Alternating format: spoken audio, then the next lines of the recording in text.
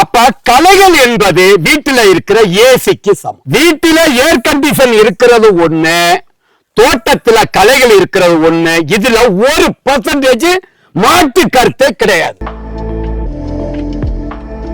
2025 August மாதம் நம்முடைய VM form இந்த தோட்டத்துக்கு நான் ஃபர்ஸ்ட் வீக்ல வந்து கிருஷ்ணகிரி மாவட்டத்துல தேன்கனிக்கோட்டை தாலுகாவில் கெம்பத்தளி என்ற ஒரு சிறந்த ஒரு வில்லேஜ்ல உயர் திரு மிஸ்டர் தொழிலதிபர் ராஜகுமார் மஞ்சுநாத் அவங்களுடைய ஃபார்முக்கு நம்ம வந்திருக்கிறோம். அதுல லாஸ்ட் டைம் நம்ம வரும்போது அந்த சந்தன மரம் வந்து எல்லோயிஸா இருக்கு, நிறைய பட்டுக்கிட்டு இருந்துச்சு. அந்த வெள்ள சந்தனம், ஒயிட் சாண்டல். இது வந்து மைசூர் சந்தனம், ஒரு அருமையான சந்தன மரம் பட்டுக்கிட்டு இருந்துச்சு. அதுக்கு நம்ம தீர்வை கொடுத்துக்கிட்டு, பாக்கு மரத்துக்கு தீர்வு கொடுத்துக்கிட்டு நம்ம போனோம். அதுல நிறைய சிறந்த மாறுதல்கள் வந்து இன்னைக்கு திரும்ப நம்ம அந்த தோட்டத்தை ரீவிசிட் பார்க்க வந்திருக்கோம். இப்ப சந்தன மரங்கள்ல நிறைய மகத்துவம் தெரியுது. ஆனா அந்த பாக்கு மரங்கள்ல நிறைய இழப்பீடுகள் இருக்கு என்பதற்காக அந்த ஸ்டெப் தண்டு வந்து பார்த்தேன்னு சொன்னா அப்படியே ரெட்டிஸா, அது ஒரு லைட்டா ஒரு சாறு வடிஞ்சு அந்த தண்டு பகுதி வந்து அழுகி அந்த பாக்குக்கு உயிரை பறிக்கின்ற தருவாயெல்லாம் பாக்கு மரம் இருக்கு. அதை இன்னைக்கு பார்ப்பதற்காக வந்திருக்கிறோம்.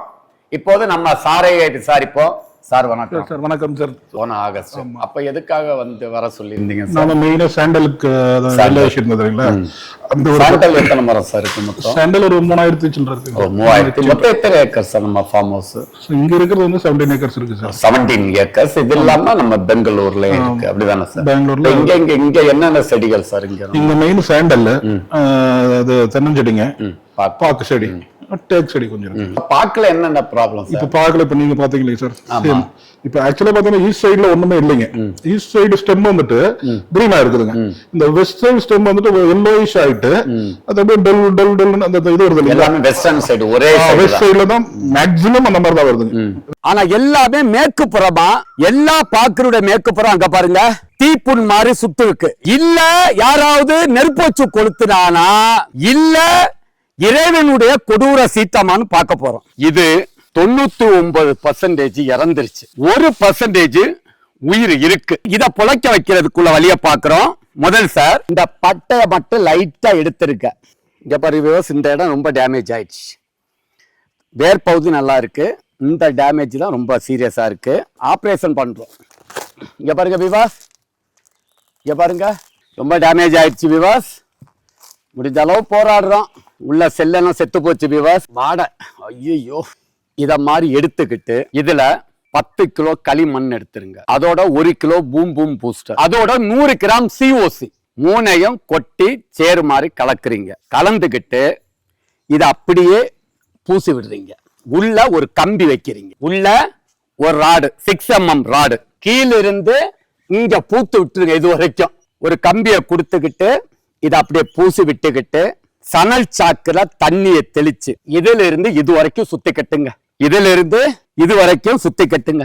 இதுல மீதி கொஞ்சம் எடுத்துருங்க, அத கலவைய களியோட இவ்வளவு போல 2-3 லிட்டர் தண்ணியில கலந்துருங்க. மீதிய இவ்வளவு போல 5 கிலோ இருக்குன்னு ஒரு 4 கிலோ பூசிறீங்கன்னு வைங்க, 1 கிலோ இருக்கு, அத 5 லிட்டர் தண்ணியில கலந்துருங்க. அத தூர ஊத்து. இது எதனால இந்த நோய் வந்துச்சு, இது எப்படி வந்துச்சு நம்ம பார்க்க போறோம். கருப்பு பெயிண்ட் வந்து பாக்குக்கு அடிக்க கூடாது. ஏன்னா பாக்கு வந்து சென்சிட்டிவான மரம். வெள்ளை பெயிண்ட் அடிக்க. எல்லா பாக்குக்கும் ஒரு 4 அடி உயரம். அப்ப ஒரு 4 அடி உயரத்துக்கு எல்லா பாக்குக்கும் வெள்ளை கலர் பெயிண்ட் வாங்கிருங்க. இந்த ப்ராப்ளம் வந்ததுக்கே காரணம் சன் சோக். இது யாரு செய்வதையும் செய்யல, சாமியினுடைய குற்றம் கிடையாது, இயற்கையின் குற்றமாகிய சன் ஸ்ட்ரோக். கோடையில அதிக வெயில் இருந்ததுதான் இதுக்கு காரணம். சூரியன் கிழக்க உதிக்கும் போது அதனுடைய சூரிய ஒளி மெதுவா படம். சன்லைட் 12 மணிக்கு மேக்க போக போக அதனுடைய டைரக்ஷன் நேரடியா இப்படி வரும். இதுதான் இதனுடைய காரணம். முதல் காரணம் இது சூரிய ஒளியினுடைய பிரச்சனை. இந்த பாக்கு கிழக்கு மேற்குல இருந்தா நீங்க தெற்கு வடக்குல அகத்தி அல்லாட்டு மலவெப்பு அல்லது சவுக்கு அல்லது கொடுக்காப்புளி நல்லது. அப்ப எல்லாத்துக்கும் UV treated ultra violet white பெயிண்டோட மார்சல் ஒரு மருந்து இருக்கு. மார்சல் அதாவது கார்போசல்பான். 1 லிட்டர் பெயிண்ட்டுக்கு 100 ml கார்போசல்பான் மருந்து, 100 கிராம் பூம் பூஸ்டர் எனர்ஜி கொடுக்கிறது.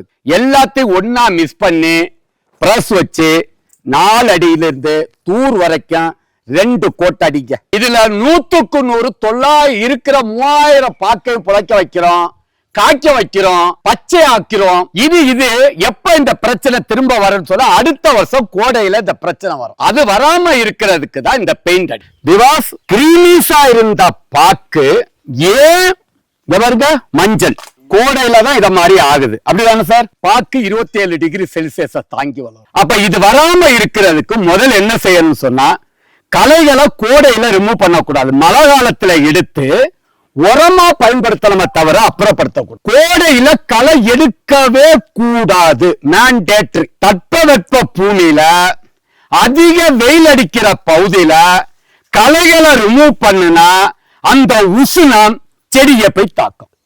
அப்ப என்ன செய்யணும்? வாழைய ஊடுபயிரா போடுங்க. இன்னும் 3 வருஷத்துக்கு வாழை ஊடுபயிர் போடுங்க. அடுத்து களைகளை என்ன செய்யணும்னு சொன்னா, இந்த மட்டைகளை சார் சொன்ன மாதிரி பிரஸ் கட்டரை வச்சோ சிரட்டரை வச்சோ பல்வரைசரை வச்சு அடிங்க. அடிச்சு எல்லாத்தையும் உரமாக்குங்க. எல்லாத்தையும் தூக்கிகளை போடுங்க. இதுக்கு பேர் தான் மல்ச்சிங். என்ன வெயில் அடிச்சா என்ன, ஒரு செடி படாது. இதுல ஒரு வாழை கற்பூரவள்ளி ஒரு 2 வாழை கட்ட வைங்க. இப்ப இத பண்ணிக்கிட்டு குப்பைச்சான் நிறைய போடுங்க. கோழி எரு கிடைச்சா போடுங்க. கோழி எரு ஏக்கருக்கு 3 டன் கோழி எரு இப்படி போடுங்க. தண்ணி பாயிற இடத்துல எல்லாம் போடணும். 100 கிலோ கற்பக ஆர்கானிக் கலப்பு வரும்.